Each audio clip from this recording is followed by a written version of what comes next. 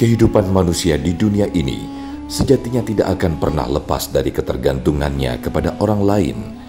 Karena memang kita disebut sebagai makhluk sosial yang tentu saja dengan cinta yang dimiliki mampu menyayangi orang lain. Hal ini sama saja artinya dengan menyayangi segenap makhluk yang ada di muka bumi. Dan salah satu eksistensi manusia terlihat dari sejauh mana kebaikan yang dilakukan dirinya kepada orang lain. Semakin banyak kebaikan yang dilakukannya, berarti telah banyak pula kebaikan yang dilakukan kepada dirinya. Inilah keindahan Islam yang bukan hanya mengatur ibadah vertikal saja, akan tetapi juga mengajarkan kita untuk berbuat baik kepada sesama. Dan seyogyanya menggembirakan hati sesama muslim, termasuk ibadah yang mulia.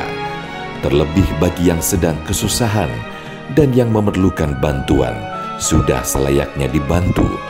Bahkan bagi yang sedang sedih, sudah sepantasnya dihibur dengan kata-kata indah agar terangkat kesedihannya. Inilah bagian dari mengembirakan orang lain yang mungkin kita anggap perkara kecil, tapi ia sebaik-baik amal di sisi Allah Subhanahu wa Ta'ala. Lantas, bagaimana Islam memberikan pedoman-pedoman terbaik bagi hambanya yang ingin berbuat baik dan membahagiakan orang lain? Apa manfaat dan fadilah bagi yang melakukannya? Simak ulasannya dalam kajian Ilmu Damai Indonesiaku siang ini. Selamat menyaksikan. Assalamualaikum warahmatullahi wabarakatuh.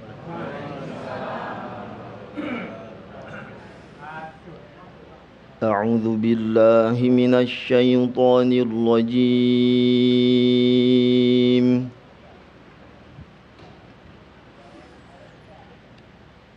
Bismillahirrahmanirrahim.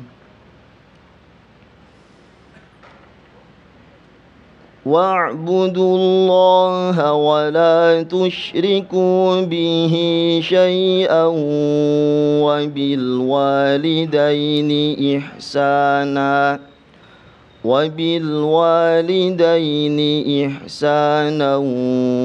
bidhil qurba wal yatama wal masakini wal jari dhil qurba والجار ذي القربى والجار الجنب والصاحب بالجنب وابن السبيل وما ملكت أيمانكم إن الله لا يحب من كان مختالا فخورا Sadaqallahul azim.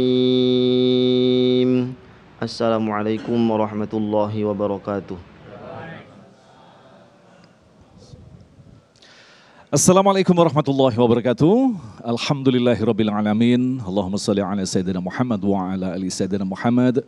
Puji syukur kepada Allah kembali mempertemukan kita dalam majelis Ilmu Damai Indonesiaku, dan alhamdulillah dalam kesempatan kali ini kita kembali bersiaran secara langsung dari Masjid Raya Villa Inti Persada Pamulang. Alhamdulillah guru-guru yang kita cintai yang akan bersiap untuk berbagi nasihat dan ilmu kepada kita, Kiai Haji Haris Akam dan Ustadz Zaki Mirza yang akan mengangkat tema tentang fadilah membahagiakan orang lain. Insya Allah telah kami siapkan 3 segmentasi untuk memperdalam tema yang sangat menarik ini. Tentunya masih bersama kami, Damai Indonesiaku yang dipersembahkan oleh Sarung Wadimor, tentu sarung kita. Selamat mengikuti. Silakan. Assalamualaikum warahmatullahi wabarakatuh.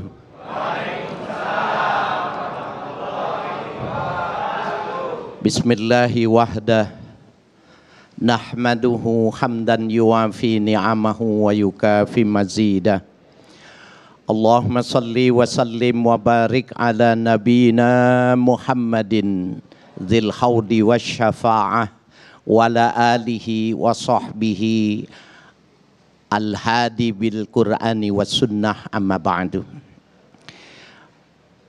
Para alim ulama, para asatiz yang berbahagia, Ketua dan DKM masjid yang kami hormati, Ustadz Zaki Mirza, Ustadz Agung Izul Haq, hadirin hadirat dan para pemirsa dimanapun Anda berada. Pada kesempatan ini kita ingin membicarakan tentang identitas. Kalau orang dilarang berbicara politik identitas, justru kita ingin mempertegas identitas. Tetapi konteks pembahasan kita bahwa orang Islam itu harus tegas identitasnya dengan dua hal. Alladzina amanu wa amilus shalihat. Orang Islam yang sempurna itu ketika dia beriman bagus dan ada ekspresi imannya, yaitu amal soleh. Kemudian kita dikerucutkan lagi pada kesempatan ini, kita ingin membicarakan tentang idkhalus surur, membahagiakan orang lain. Subhanallah, Bapak Ibu sekalian yang berbahagia, orang yang suka memberikan kebahagiaan, menularkan, mengembangkan dan memberi kebahagiaan kepada orang lain, yang pertama orang itu dosanya diampuni, subhanallah. Yang kedua rezekinya diperbanyak. Dan yang ketiga amal timbangannya diberatkan dan diunggulkan di yaumil kiamah. Ibu saudara sekalian yang berbahagia, ini inti nih. Amal soleh yang paling inti itu adalah idkhalus surur. Jadi kalau kita bertanya apa sih amal soleh yang paling maksimal?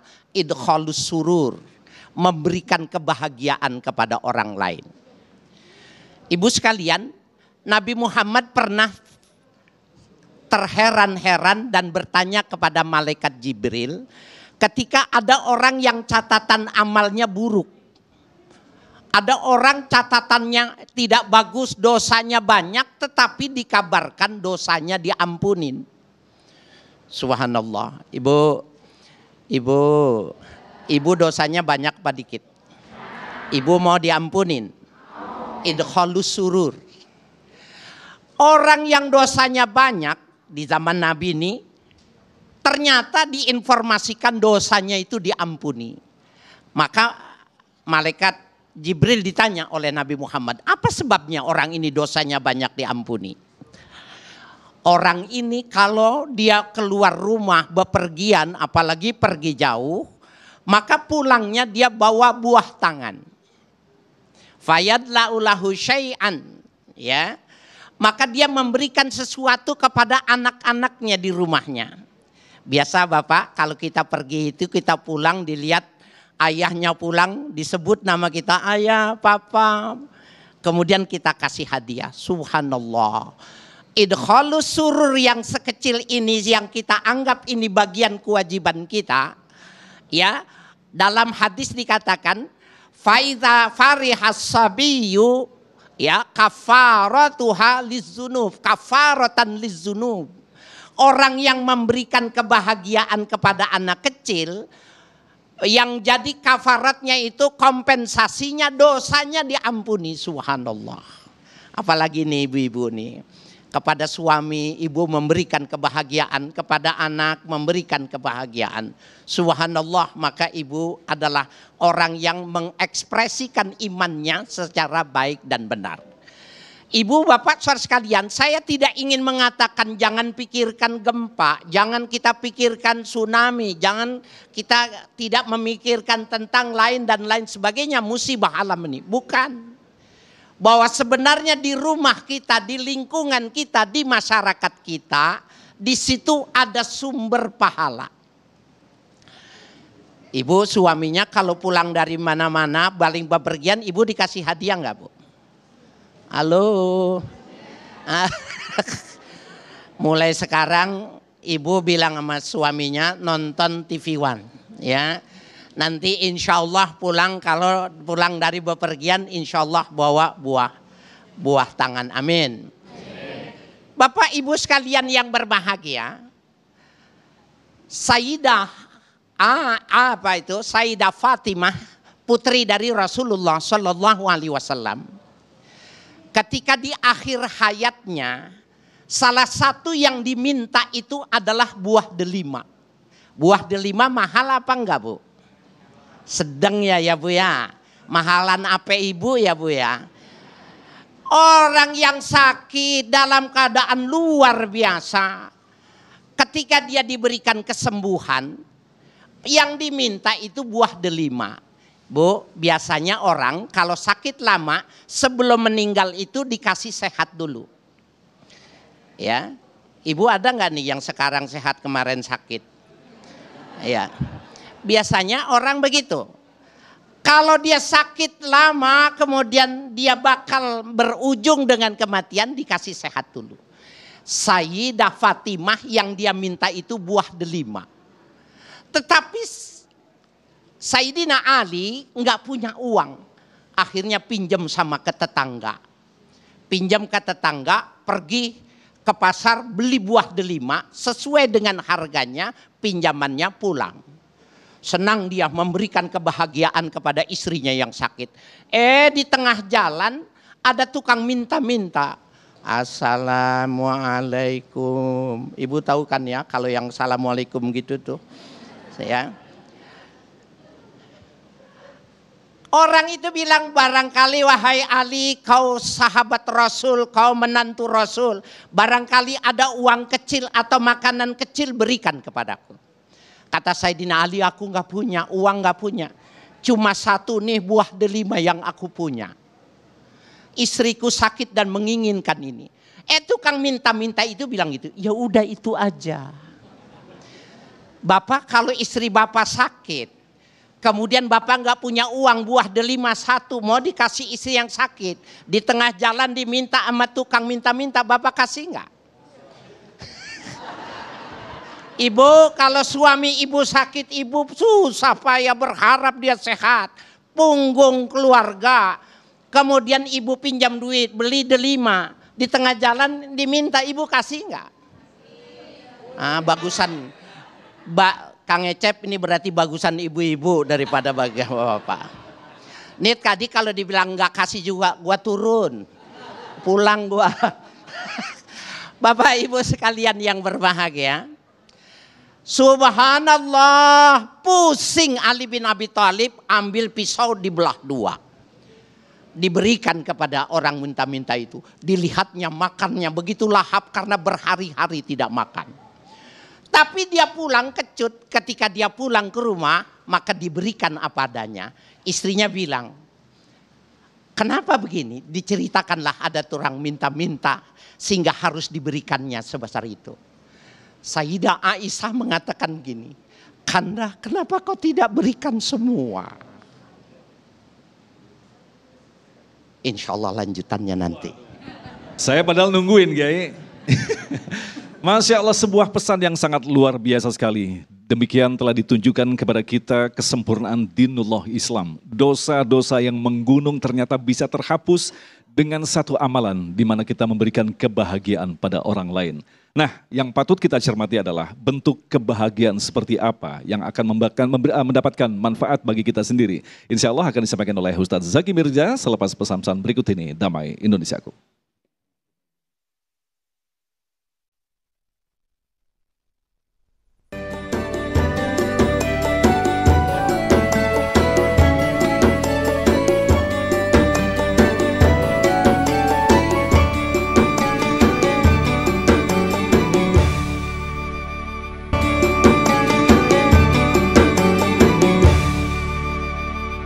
Pemirsa, Anda masih bersama kami Damai Nusaku yang mengangkat tema tentang membahagiakan orang lain. Dalam segmentasi yang kedua ini, Ustadz Zaki akan menjelaskan kepada kita lantas bentuk membahagiakan orang lain seperti apa, di mana kita akan mendapatkan fadilahnya. Silakan, Ustadz.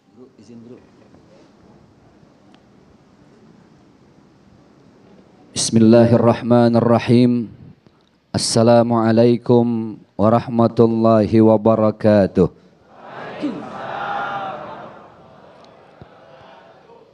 Alhamdulillah alladzi ja'ala al-islam ribatan matinan baina qulubil mu'minin.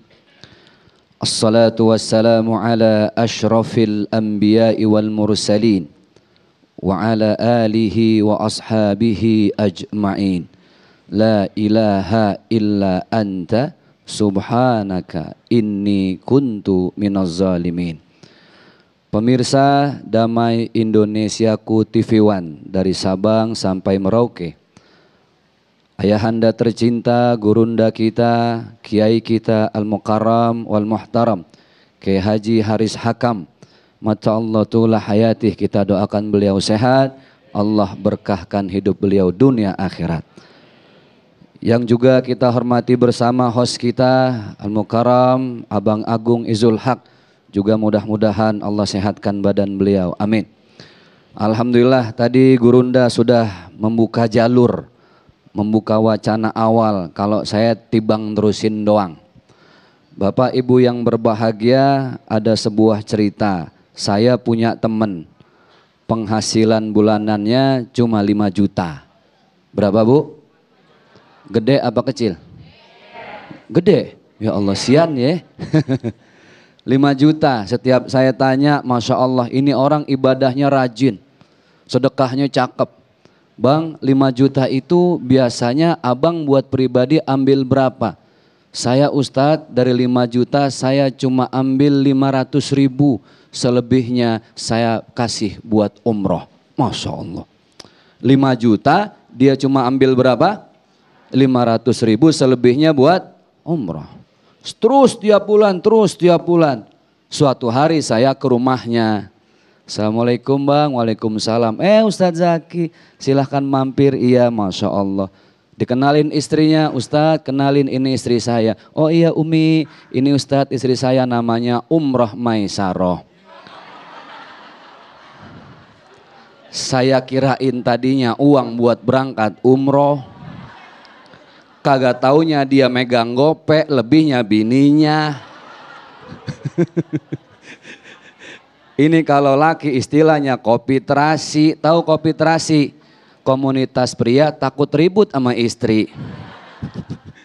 Coba lihat, saking ingin memuliakan istri dan membahagiakan istri, dia cuma ambil 500 ribu. Pantes kalau saya tanya, Bang, abang cuma ngambil 500 ribu. Sebelum saya tahu nama bininya umroh, itu 4 juta tabungan buat umroh. Emang abang nasi ada yang bikinin? Ada aja Ustadz, nasi ada yang beliin, air ada yang datengin, baju ada yang nyiapin. Pantes buat bininya. Itulah ngebahagiain istri. Maka Syekh Muhammad bin Alawi Al-Maliki Al-Hasani dalam salah satu makalah beliau menyebutkan, sebaik-baiknya kita ngebahagiain orang lain nggak usah yang jauh-jauh dulu dah. Orang-orang yang di sekitar kita dulu. Ada bini, ada anak-anak, ada tetangga, betul nggak?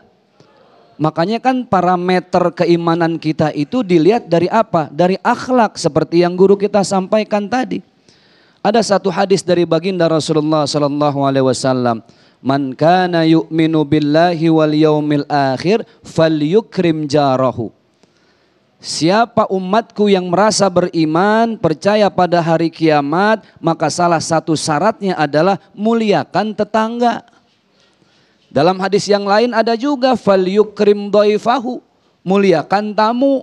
Di dalam hadis yang lain ada juga falyakul khairan aw liyasmut. Katakanlah yang serba baik, kalau tidak bisa mengeluarkan kata-kata yang baik, lebih baik diem. Kan gitu Bu ya. Makanya pemirsa, kenapa kalau orang sholat pasti ujung gerakannya apa Bu? Bu, oi, masih hidup? Orang sholat paling terakhir gerakannya apa? Salam. Nengok kemana yang pertama? Kanan, yang kedua kiri. Jadi orang kalau habis khusyuk sholat, dia nangis, ingat dosa, evaluasi diri, muhasabah. Ingat, kata Allah, tuh salam lagi nasehatinmu. Apa nasehatnya? Jangan cuma khusyuk di sholatnya doang, no lihat sebelah kanan. Tetangga jangan-jangan lu lagi sholat kenyang, dia lapar. Jangan cuma yang kanan, noh lihat yang kiri, noh tadi yang kanan ada anak yatim, santunin, noh yang kiri ada janda tua, nafkahin, belah sono lagi janda muda. Ya begitu dah ya. Bagaimana Kiai kira-kira itu? Kiai diam aja kayaknya ini. Jadi lihat, Allah Subhanahu wa taala berfirman, a'udzubillahi minasyaitonirrajim, innas salata tanha 'anil fahsya'i wal munkar. Jadi orang yang sholatnya khusyuk itu parameter khusyuk bukan ketika sholat dalam ibadahnya doang. Tapi kesempurnaan khusyuk itu ketika kita mampu mengimplementasikan dalam kehidupan sehari-hari. Idkhalus surur. Tadi kiai kita bilang nyenengin orang lain, ngebahagiain orang lain. Apa sih hidup berkah itu? Hidup yang berkah itu Bu, Pak, ketika kita senang, kita pengen nyenengin orang lain. Itu berkah. Ketika kita bahagia, kita nggak mau bahagia sendiri. Kita mau ngebahagiain tetangga, mau ngebahagiain orang tua, mau ngebahagiain siapapun orang-orang yang kita sayang dan ada di sekitar kita. Itulah yang dibilang berkah. Orang kalau nyenengin orang lain pasti didoain sama orang lain. Betul nggak Bu? Ibu nih misalnya pulang dari sini nggak tahu ngapain tuh laki-laki suami ibu tiba-tiba ngasih duit 10 juta jebret. Mimpi kali ya, mimpi ya. Jarang-jarang 10 juta jebret. Itu suami kan udah nyenengin ibu, betul nggak? Lah 10 juta nggak setahun sekali.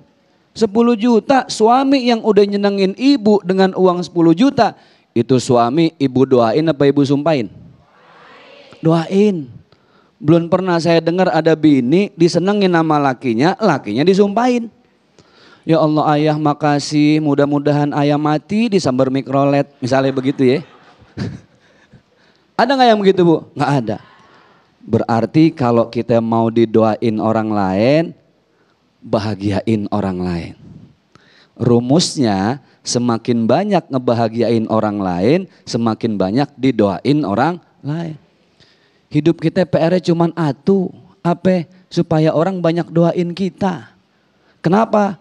Karena belum tentu doa kita yang kita anggap kita ini ahli ibadah. Kita ini tahu masalah agama. Tapi justru karena kita merasa tahu akhirnya doa kita ditolak oleh Allah Subhanahu wa ta'ala. Maka yang kita perluin adalah doa dari orang lain. Rumusnya ya senengin orang lain. Makanya konsep ngebahagiain dan nyenengin orang dalam agama Islam kan ada 3. Yang kita tahu ada zakat, betul nggak Bu? Zakat tapi kan nggak semua orang bisa ya, hanya orang mampu. Zakat, ukuran, ada ukurannya, waktu, ada waktunya, nggak bisa sembarang waktu. Bapak Ibu bisa nggak tengah hari begini nih, di bulan ini maksain diri mau zakat fitrah? Kagak. Ya tuh orang gila kayaknya dah.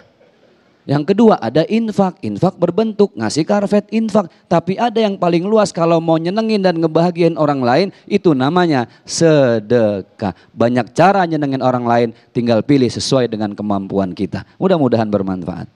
Amin. Baik, terima kasih Ustadz Zaki dan insya Allah di segmen berikutnya nanti kita akan elaborasi tema tentang bagaimanakah membahagiakan orang lain dengan menjawab pertanyaan-pertanyaan Anda. Tapi kita akan persilakan terlebih dahulu kepada Bapak Muhaimin untuk menyampaikan pertanyaannya. Silakan. Assalamualaikum warahmatullahi wabarakatuh. Saya Muhaimin Thohir, Jamaah Masjid Villa Inti Persada. Pertanyaannya ditujukan kepada Ustadz Haris maupun Ustadz Zaki. Bagaimana kita ingin membahagiakan orang lain, tetapi kemudian salah tanggap. Jadi yang kita harapkan, atau itu pahala, atau itu baginya menjadi perselisihan. Saya kira itu saja. Baik. Assalamualaikum warahmatullahi wabarakatuh. Waalaikumsalam warahmatullahi wabarakatuh. Kita akan jawab selepas pesan-pesan berikut ini. Tetaplah bersama kami. Damen Usaku yang dipersembahkan oleh Sarung Wadimor, tentu sarung kita.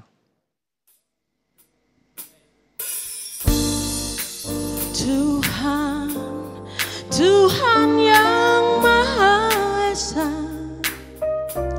tempat aku memuja dengan segala doa. Tuhan, tempat aku mengeluh, di mana Engkau berada, dengan segala doa.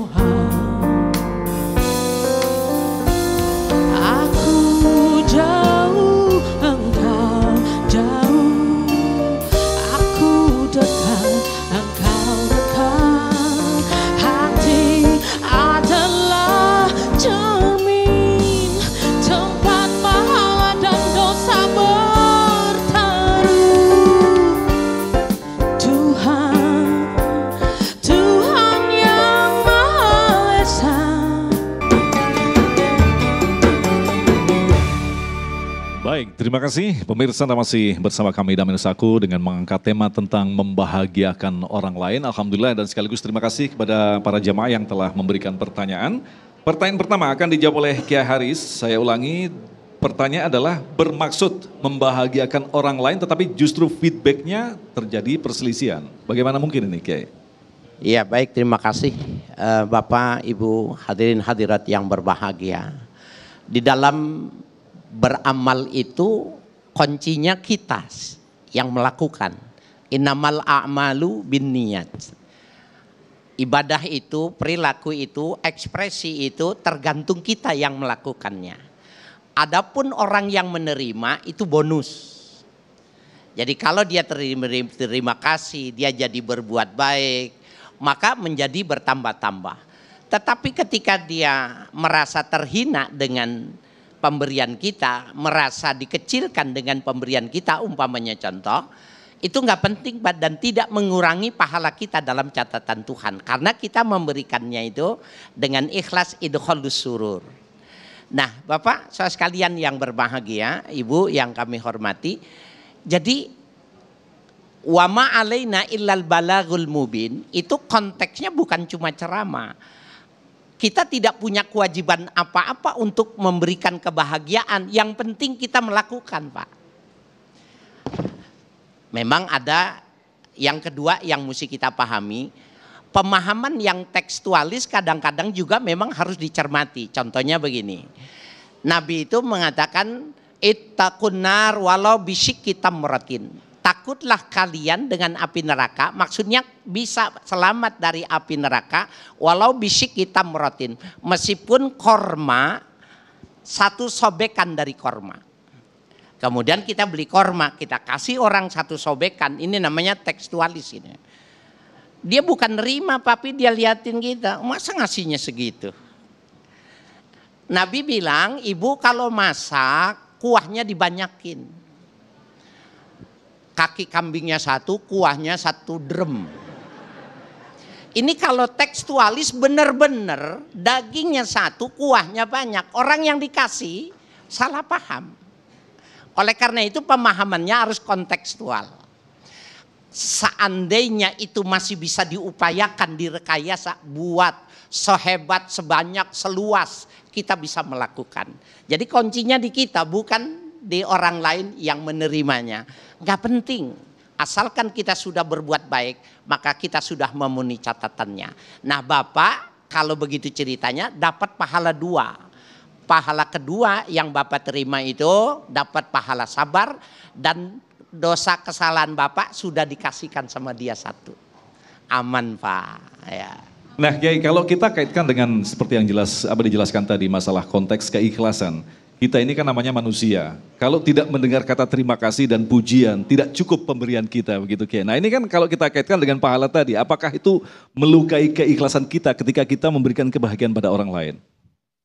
Oleh karena itu orientasi pikirnya yang mesti dirubah. Ketika ayat Al-Quran menggambarkan tentang apa yang kita punya, ternyata kita cuma minjam, bukan memiliki, gitu. Allah secara tegas mengatakan wa atuhum min malillahilladzi atakum. Berikanlah kepada mereka yang membutuhkan itu. Berikan kepada mereka yang punya hajat.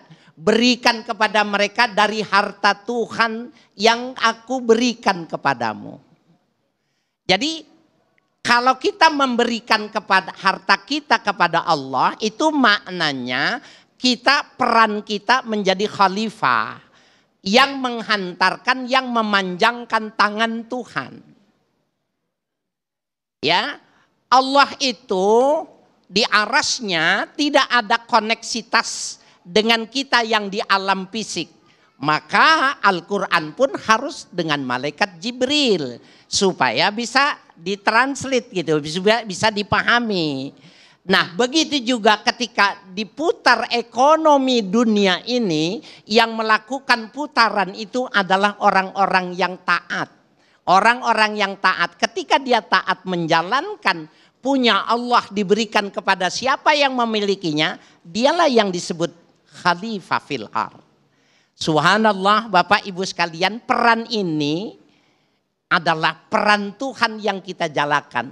Jadi kalau dibilang khaliq bi khuluqillah, berakhlaklah dengan akhlak Allah, ini maknanya. Kita cuma pinjam doang. Nyatanya apa? Ada yang suaminya meninggal, ada yang istrinya meninggal, ada yang rumahnya kebakaran. Itu menunjukkan bahwa kita nggak punya.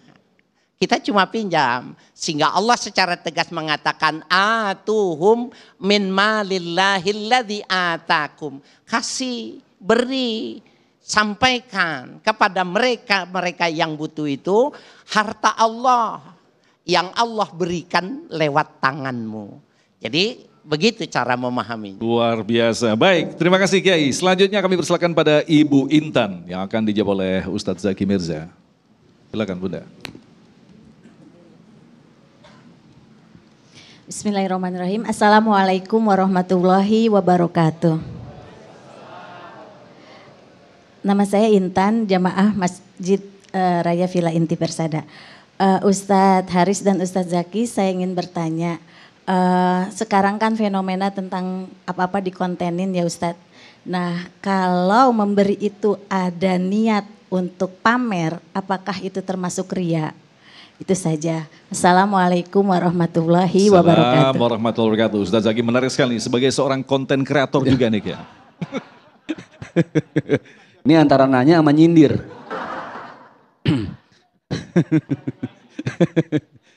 Bismillahirrahmanirrahim. Jadi memang dalam urusan kebaikan ini, satu sisi orang lain harus banyak tahu supaya itu jadi contoh. Tapi satu sisi untuk kepentingan spiritual dan pahala pribadi, investasi akhirat. Ada masa, saat, tempat di mana kita harus sembunyi-sembunyi supaya balance. Sekarang lagi marak Jumat Berkah.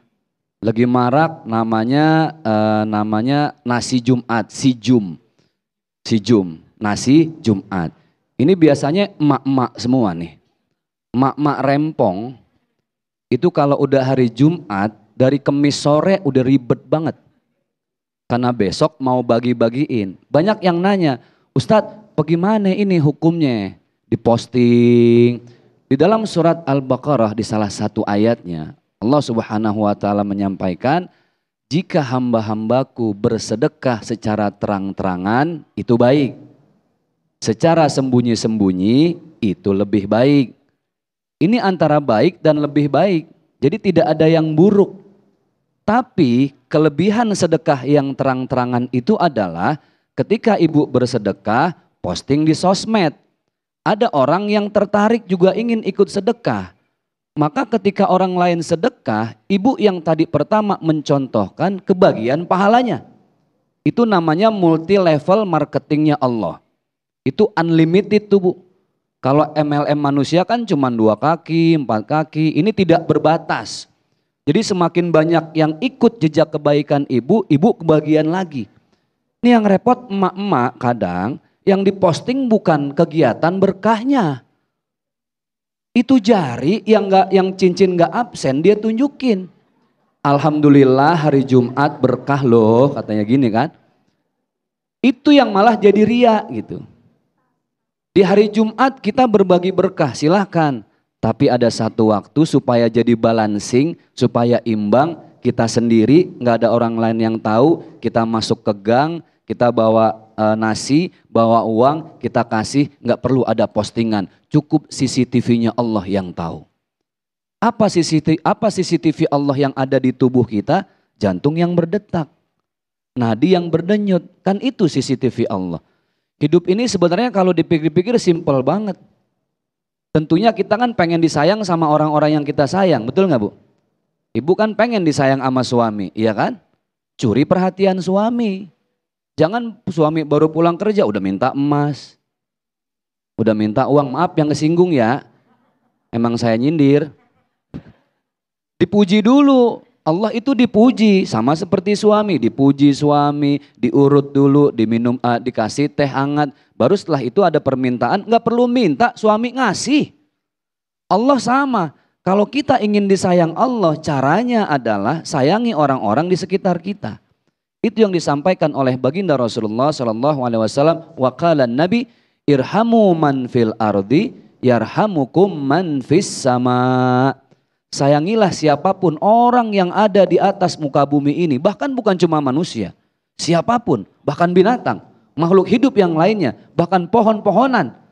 Maka Allah akan menyayangi kita. Simple banget, it's very simple. Kalau mau disayangi Allah, sayangilah siapapun yang ada di atas muka bumi ini. Mudahkanlah urusan orang lain, Allah pasti akan mudahkan urusan kita. Man kana fi hajati akhihi, wallahu fi hajatihi. Barang siapa orang yang membantu hajat orang lain, pasti Allah juga akan bantu hajat dia. Ibu ketika bersedekah paling indah itu kan lillahi ta'ala. Bisa jadi, contoh, ibu saya kasih uang nih sekarang ya masing-masing 5 juta, 5 juta, 5 juta. Mau? Belum matre bu. Tapi habis dikasih 5 juta, maaf mata ibu nggak bisa ngelihat. Tuh langsung dah ogah Ustadz. Saya tawar dah sekarang 50 juta, 5 miliar, 5 triliun. Berarti kan nikmat mata nggak bisa dibeli pakai uang 5 triliun sekalipun. Betul nggak bu? Bisa jadi nikmat mata kita yang sehat itu karena kita pernah ngebahagiain orang lain 2 tahun lalu. Kita nggak pernah tahu yang kita bahagiain tukang pungut sampah, tukang parkir, casingnya doang tukang pungut sampah. Padahal tahajudnya nggak pernah putus di sepertiga malam. Padahal puasa sunnahnya dia istiqomah. Padahal sedekahnya nggak pernah lepas setiap hari walaupun cuma 2.000 dia istiqomah. Kita nyenengin dia. Kita bahagiain hati dia, biasa bayar parkir di supermarket cuma 2.000, ini 20.000. Lebihannya berapa itu bu? 18.000, sama uang apal banget ibu ya. Lebihannya 18.000, 18.000 buat kita kan kecil. Bisa jadi buat tukang parkir, ya Allah buat nambahin beli obat istri saya sakit. Karena orang disenengin, rumus yang tadi saya sampaikan, akhirnya kita didoain. Apa kata tukang parkir? Mudah-mudahan nih ibu yang ngasih uang sehat, panjang umur berkah. Karena kesolehan dia diijabah, pintu langit terbuka. Allah kasih sehatnya sampai detik ini. Bisa jadi itu karena doa dari tukang parkir 2 tahun lalu yang hatinya kita bahagiain. Kan kalau berpikir begitu enak ibu ya. Kita bawaannya mau nyenengin orang aja tiap hari. Mudah-mudahan dari kajian ini pulang dari sini kita mau nyenengin semua orang. Amin ya rabbal alamin. Amin ya rabbal alamin. Kita lanjutkan lagi pertanyaan berikutnya dari Bapak Reza yang akan dijawab oleh Kiai Haris di segmen selanjutnya nanti. Silakan Bapak Reza. Bismillahirrahmanirrahim. Assalamualaikum warahmatullahi wabarakatuh. Nama saya Riza Hadi Kusuma, jamaah Masjid Raya Villa Inti Persada. Mau bertanya Ustadz, ada fenomena di sekitar kita orang mau berbuat baik dengan tujuan membangun modal sosial. Ingin maju pilbub, pilwali tahun berikutnya. Dan itu banyak sekali terjadi di sekitar kita. Apakah itu bisa dianggap sebagai sebuah riya?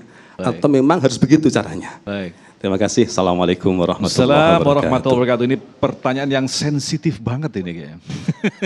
Kita jawab selepas pesan-pesan berikut ini. Damai Indonesiaku.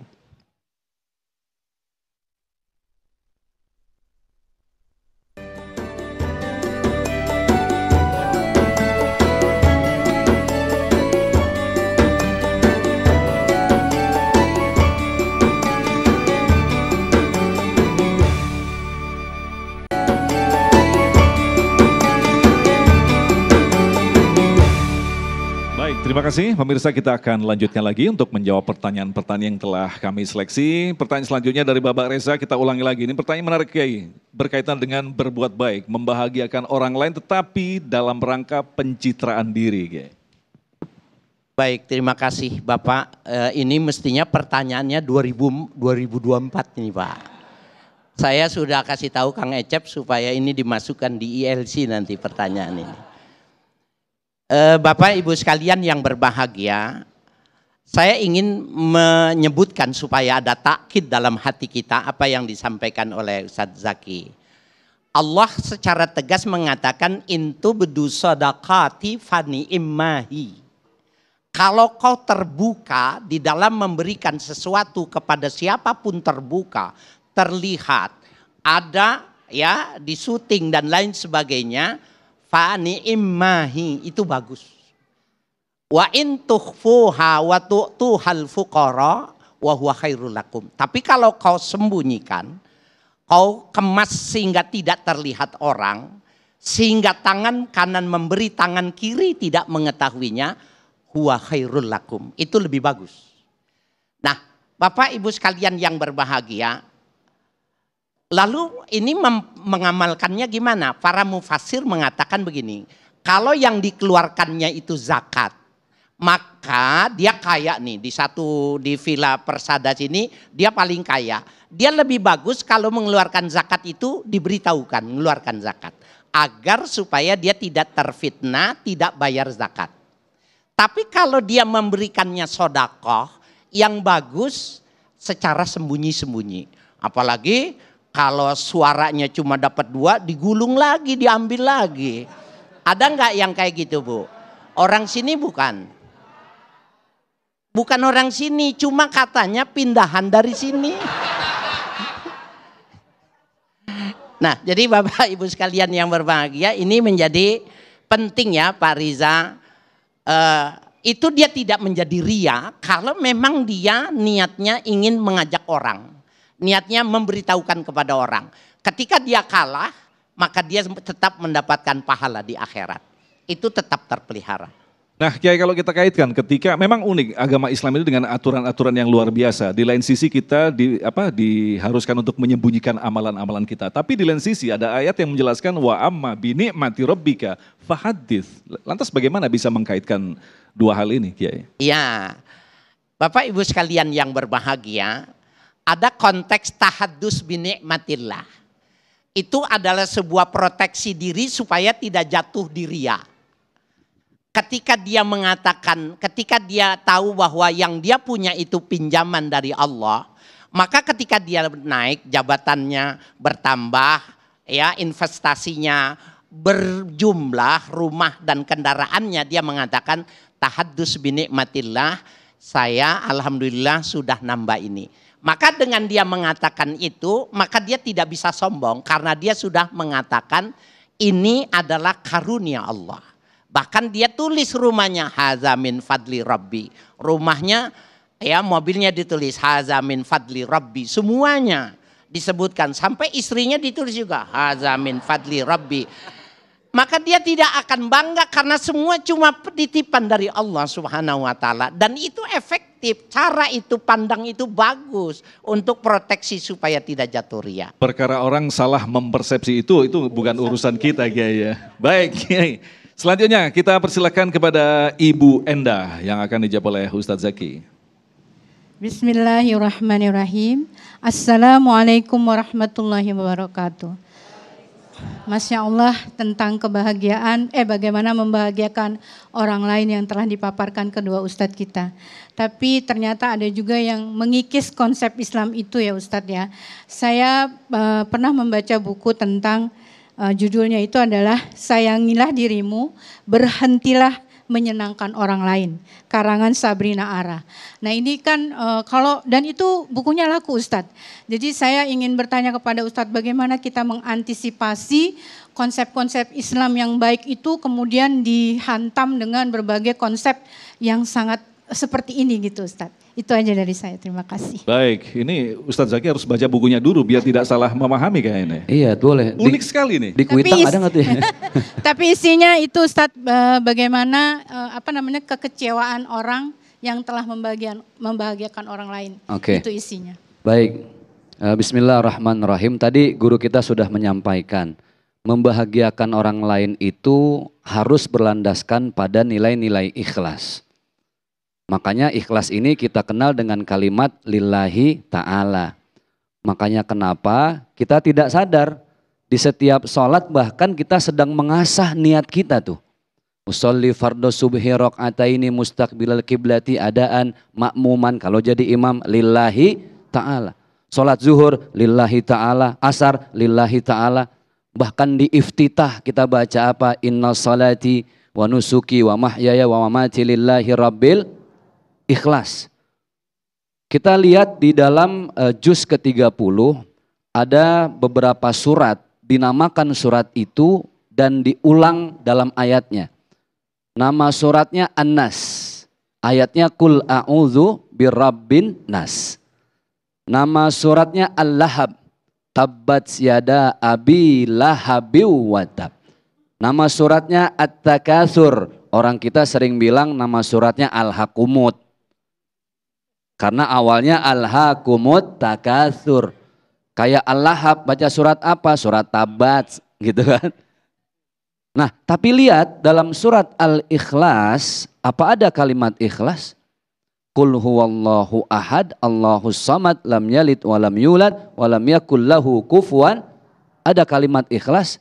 Tidak. Ada kisah begini, seorang santri pulang ke pesantren. Kata bapaknya, nak nitip singkong buat kiai. Dia bawa singkong, Pak Kiai ada singkong dari bapak saya. Salam, oh iya. Dipanggil istrinya Umi, kata Rasulullah tahadu tahabbu.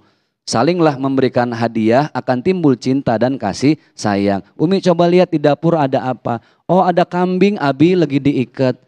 Ya udah santri suruh bawa kambing. Orang ikhlas. Bawa singkong dapat kambing. Lagi nyeret-nyeret kambing, temannya ngeliat. Enak amat tuh bocah ya.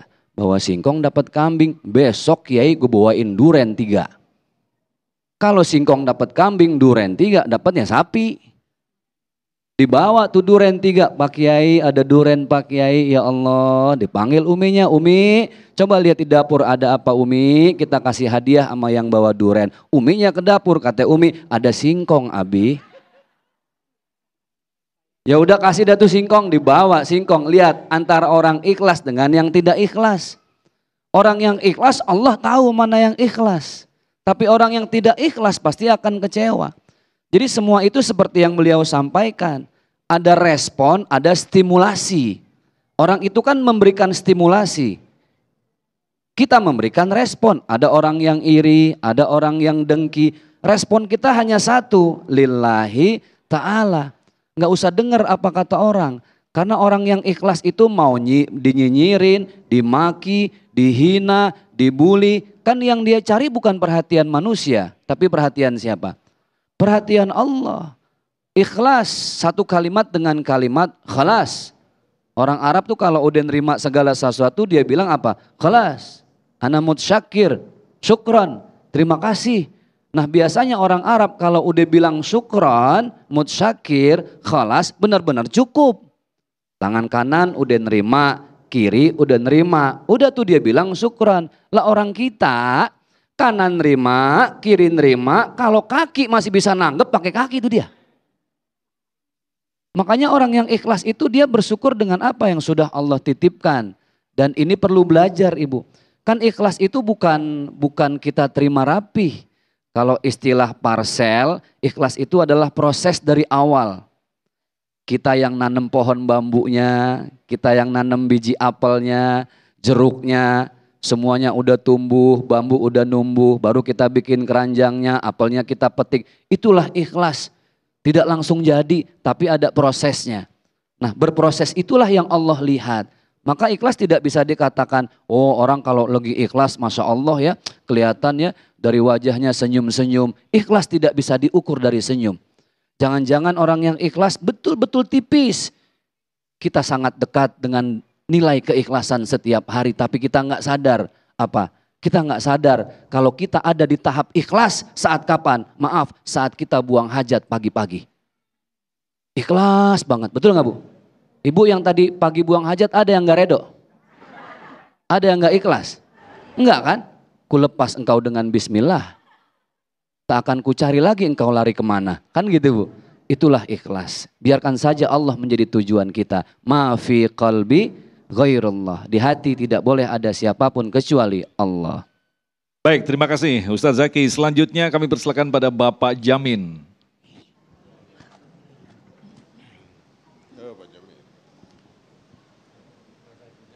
Bismillahirrahmanirrahim. Assalamualaikum warahmatullahi wabarakatuh.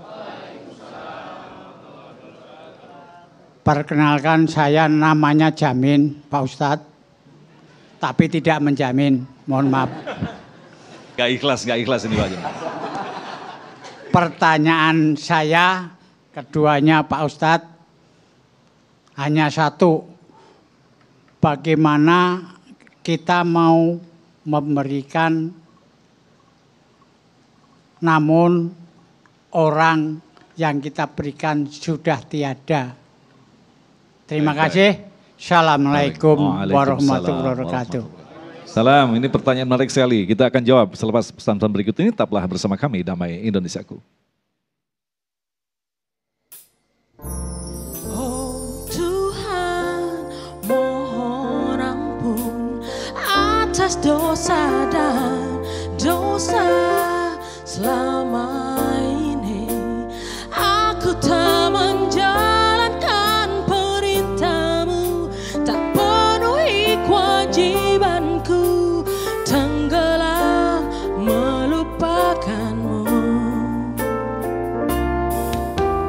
Ku sadari akhirnya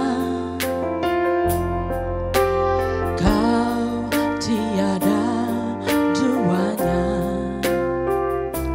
tempat memohon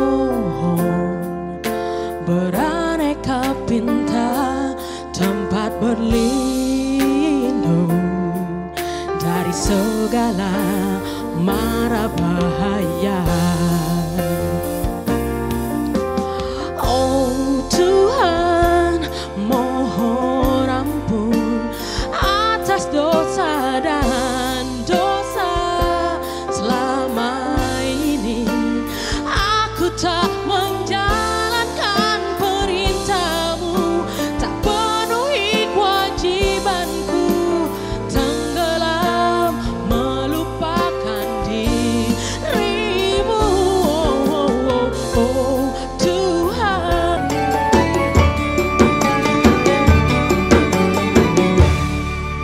Terima kasih, pemirsa Anda masih bersama kami Damai Indonesiaku. Pertanyaan berikutnya akan dijawab oleh Kiai Haris. Bagaimanakah kita berbuat baik kepada orang yang sudah meninggal?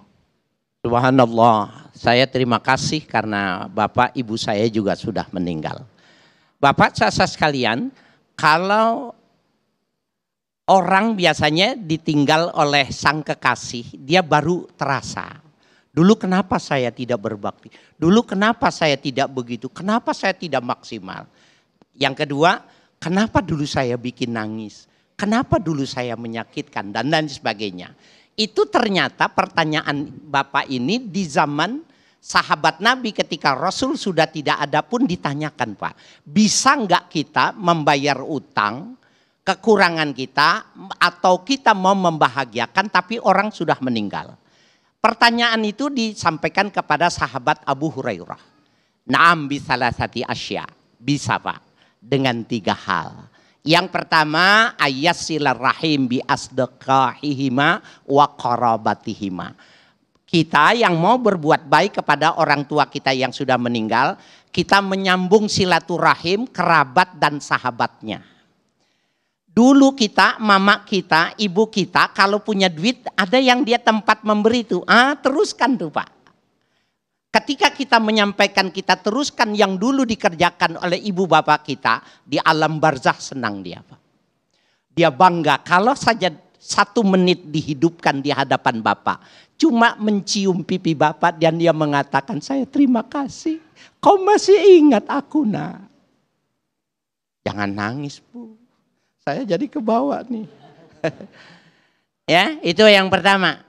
Yang kedua, wa ayyastaghfirallahuma. Hendaklah dia memohonkan ampun kepada ibu bapaknya. Bapak ibu minta panjang umur, minta banyak sedekah, banyak usahanya bisa maju dan lain sebagainya. Lupa mendoakan ibu bapaknya. Berkhianat kita kepada Allah, berkhianat kepada air susu ibu kita, berkhianat anak kepada keringat bapaknya. Bahkan doa anak yang tidak mendoakan ibu bapaknya, ya ta'alaq bainas sama'i wal ar. Tergantung doanya itu karena dia melupakan ibu bapaknya. Nah, yang ketiga, wa ayyatasaddaqo anhuma. Secara khusus kita bersodakoh untuk almarhum, untuk almarhumah. Cara mempraktekannya ini, Pak, ya mumpung tidak ada ibu-ibu nih, saya kasih tahu buat Bapak, ini spesial. dari Haris Hakam nih buat Bapak aja ya. Kalau kita ambil gaji, kalau kita dapat bonus, kalau ini sebelum sampai di rumah uangnya masukkan buat ibu saya, bapak saya, mertua perempuan, mertua laki. Staples lagi, cek. Kasih istri bapak. Itu caranya Pak. Diperiksa sama istrinya, kok kurang 4 nih? Kata Ustadz Haris suruh masukkan pahala gitu. Ibu, ketika saya sampaikan ini, ada ibu-ibu gini, Pak Ustadz emang gak bisa dibawa pulang dulu? Kalau dibawa pulang dulu, bukan 4, bisa jadi 6. Kenapa gak dibawa pulang gitu? Saya bilang, oh gak begitu ibu, uang kalau sudah masuk kas negara, susah keluar. Itu mah jawaban saya. Tapi yang benar itu begini Pak. Di hadapan kita, dalam kehidupan kita, tidak boleh ada yang lebih hebat dari ibu kita. Tidak ada yang boleh lebih hebat dari bapak kita. Sehingga istri itu jadi nomor berapa Pak? Bapak nggak berani jawab ya?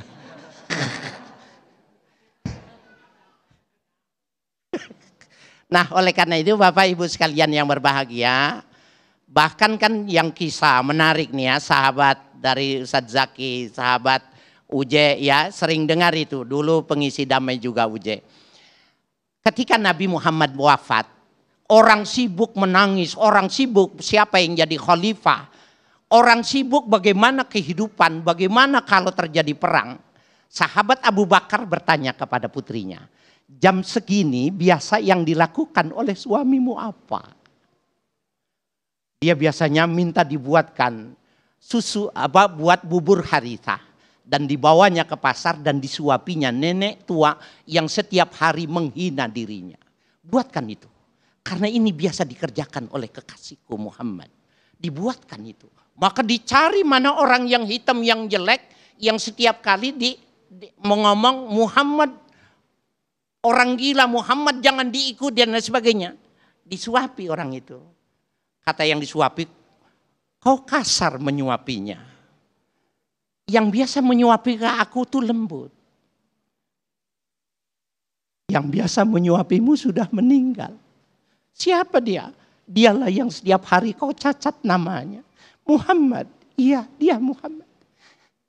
Aina yaduk, mana tanganmu? Mana tanganmu? Isyhadu annahu min Rasulillah. Mana tanganmu? Aku yang bersaksi. Dia Rasulullah. Dari lantaran baiknya itu. Bersambung. Oh, Masya Allah. Sayang sekali waktu kita sangat singkat. Ya. Terima kasih Kiai Haris, Ustadz Zaki Mirza yang telah berbagi ilmu yang sangat luar biasa kepada kita. Dan tentu saja kita yang telah menyaksikan acara ini akan diberikan kemudahan oleh Allah untuk berbuat kebaikan kepada orang lain. Disinilah tanda bahwa Allah menghendaki kebaikan kepada diri kita sendiri. Tetaplah bersama kami, Damai Indonesiaku.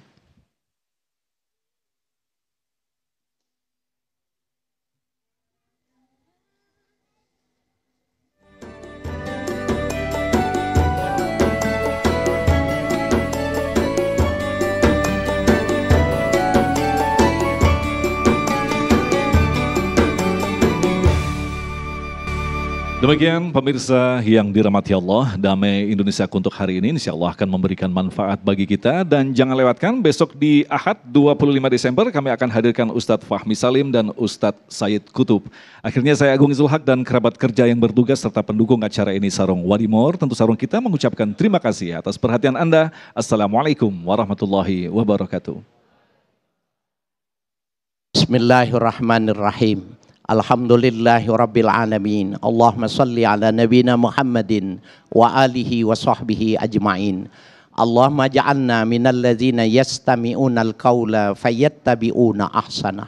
Ya Allah, jadikanlah kami orang-orang yang pandai mendengar kebaikan dan mampu pula untuk melaksanakannya. Rabbana atina fid dunya hasanah wa fil akhirati hasanah wa qina azabannar. Wa sallallahu ala nabina Muhammadin wa alihi wa sahbihi walhamdulillahi rabbil alamin. Amin.